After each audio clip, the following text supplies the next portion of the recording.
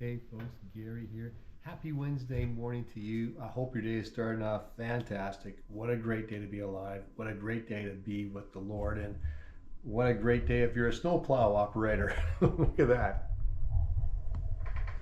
Yeah, I hope the garbage man comes today.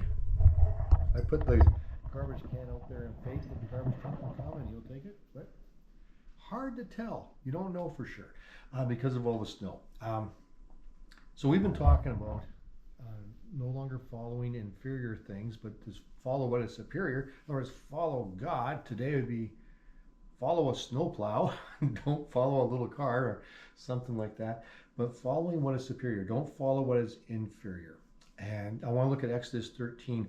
Now, in Exodus 13, the Israelites have, it hasn't been very long, but they've escaped Egypt, and now they're on their way to the Promised Land.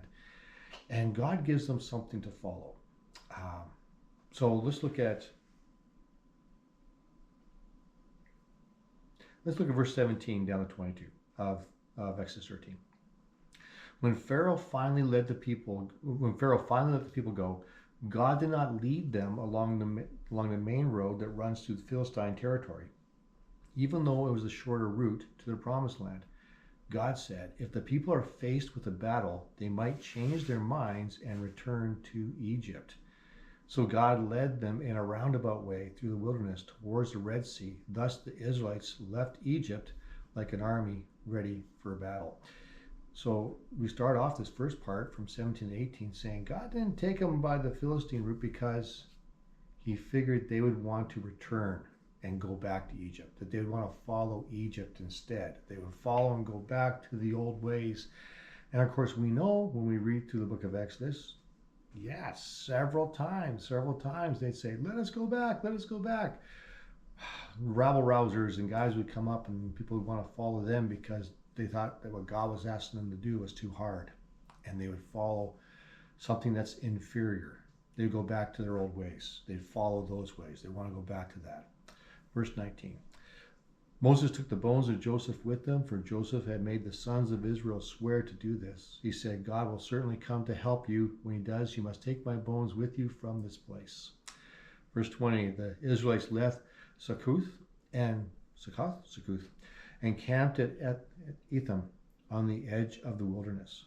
The Lord went ahead of them. He guided them during the day with a pillar of cloud, and he provided light at night with a pillar of fire.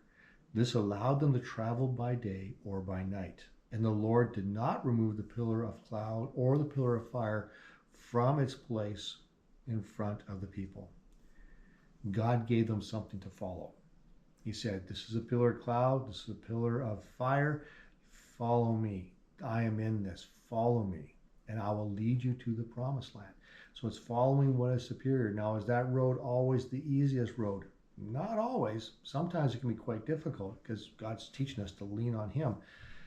But it's the better road to follow. It's better to follow him than it is to follow your old patterns and the old way. That's an inferior thing to follow. God saved you from that. So don't go back to it. Instead, follow him into the newness that he's promising you. Follow him into the Promised Land, what he's promised for you from long ago.